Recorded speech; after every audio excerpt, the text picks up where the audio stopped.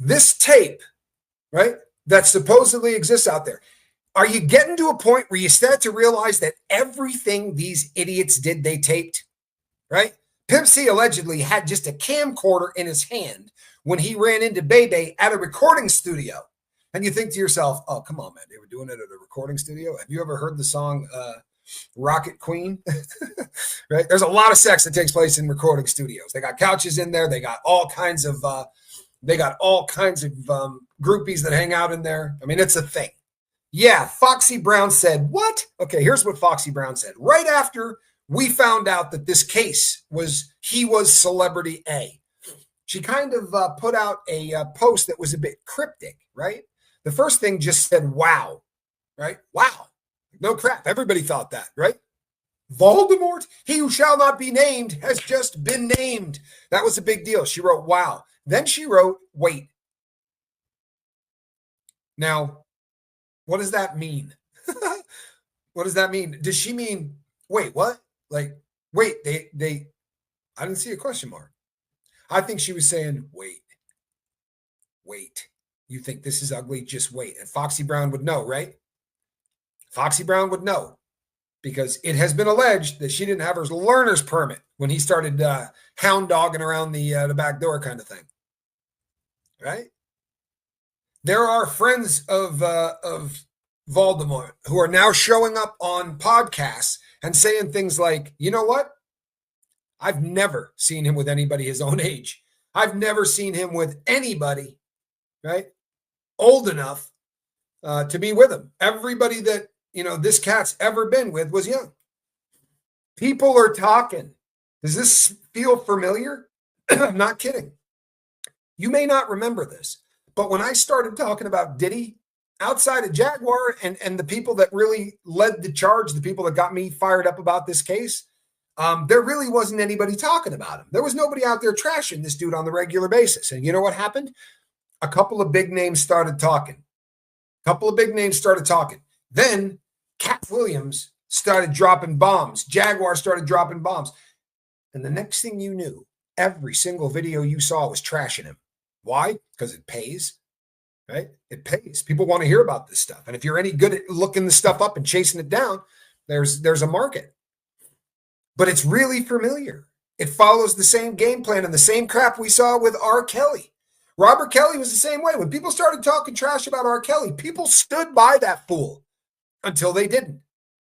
And once everybody ran in every direction, there was only one person that stuck around. You all know who that is, right? Yeah. Voldemort.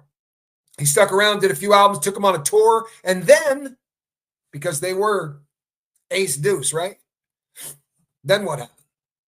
Well, then, allegedly, he bankrolled the project, right? Surviving R. Kelly. Does that sound right to you?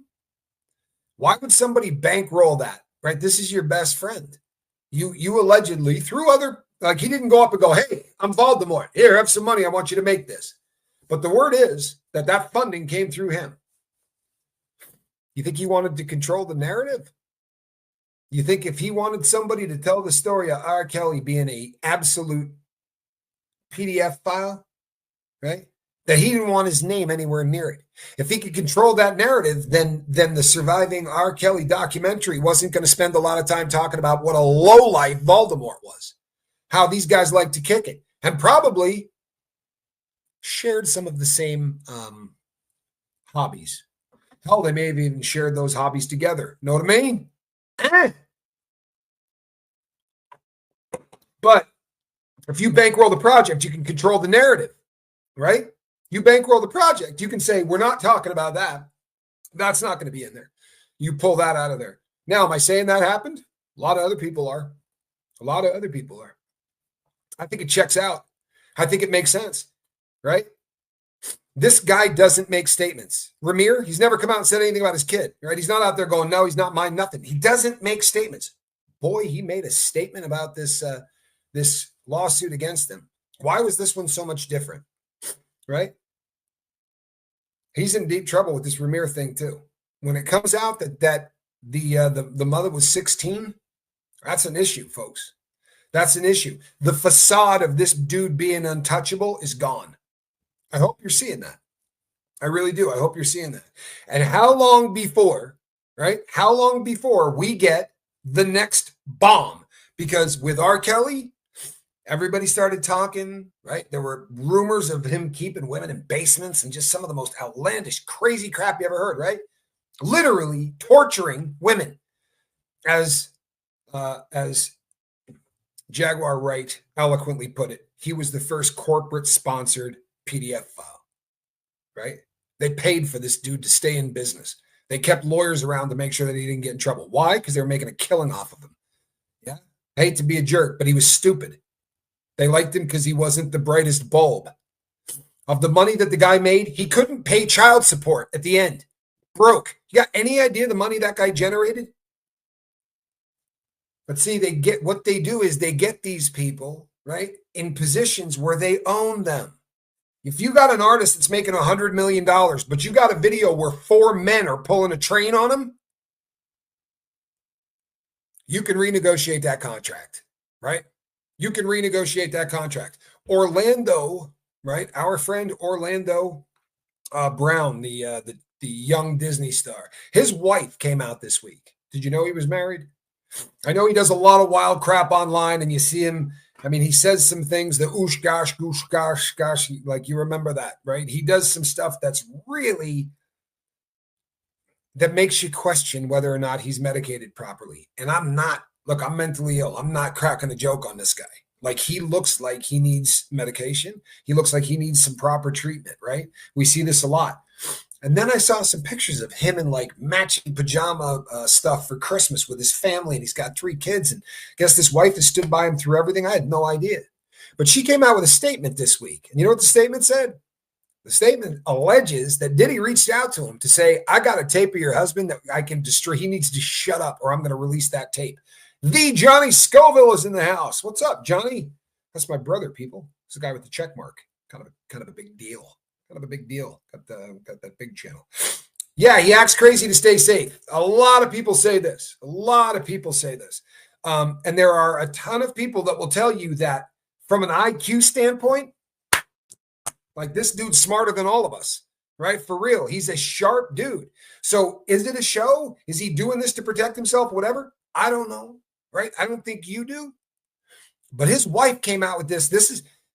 Diddy apparently reached out to him. That's what the wife alleges, and said, man, I'm going to ruin you. I will release this. I don't think you could threaten Orlando that way.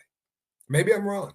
I mean, if you followed him, he has come out and said so many times in public, I slept with this dude. Like, I made love with him. Like, there's nobody out there that he hasn't already come clean about. Yeah.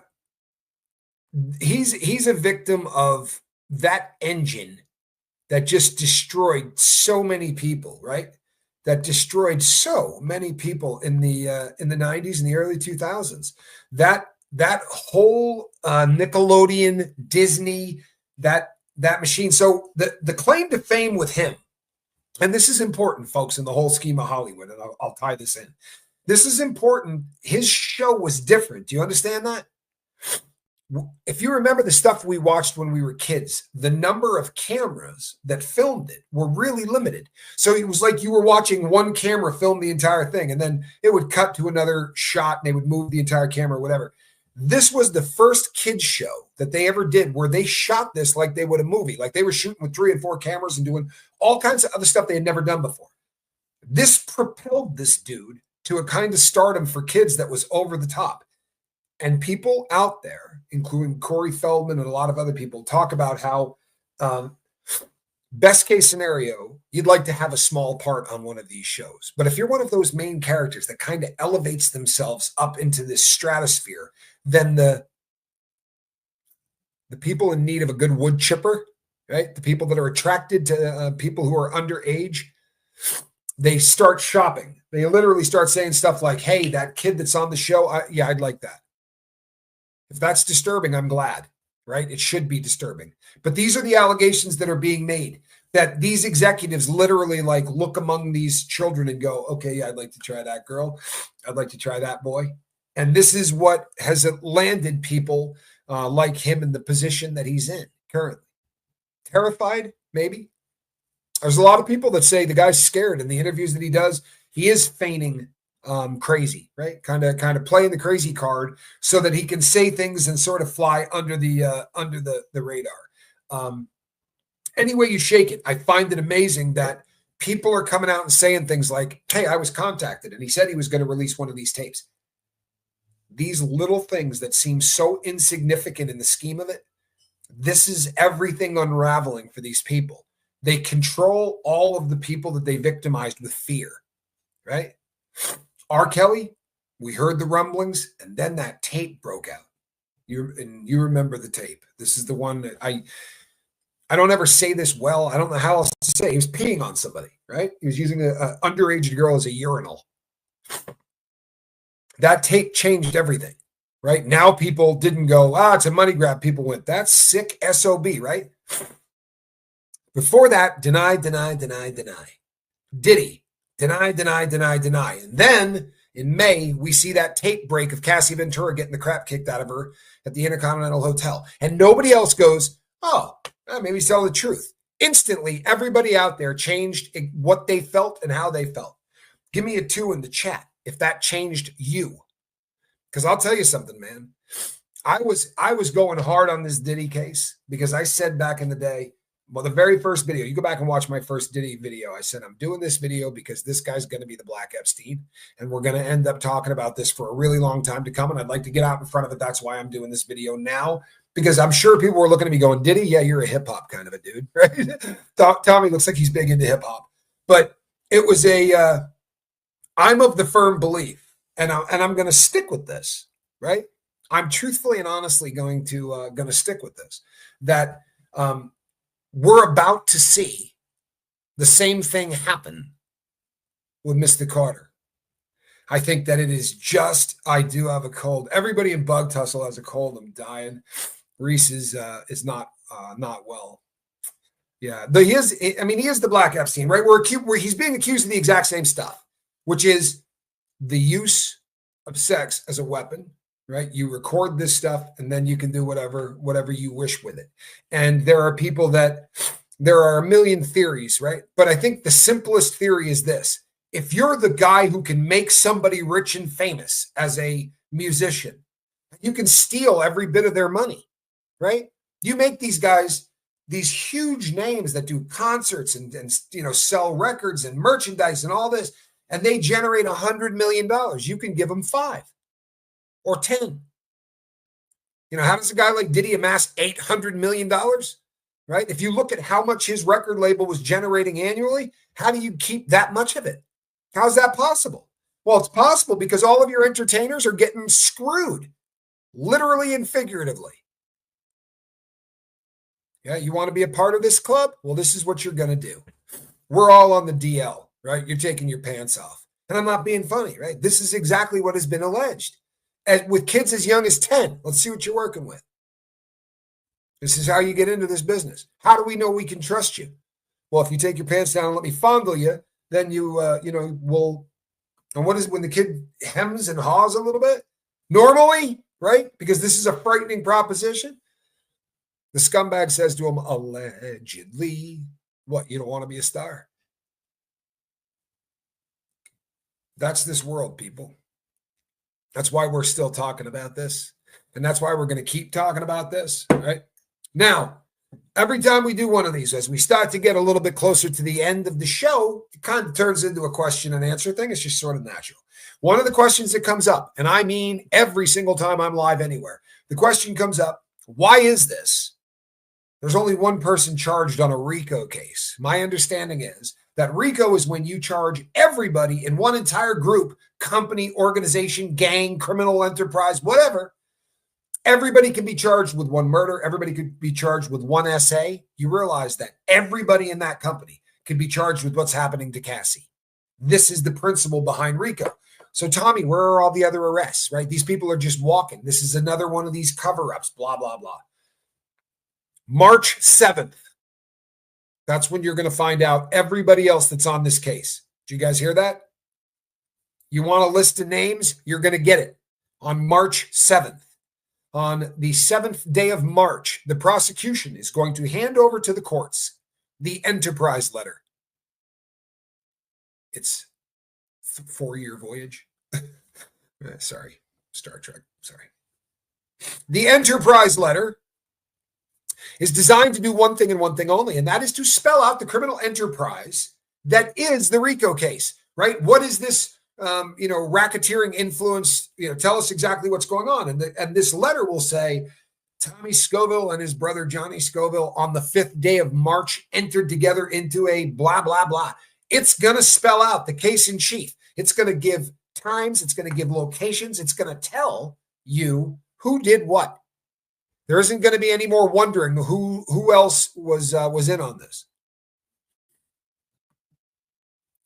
Are they all not guilty by association, or is that a UK law? That is a UK law. That would be lovely. Here in the US, guilt by association doesn't quite work that way. You have to show, you got to show that there was intent, like that they knew that stuff was going on.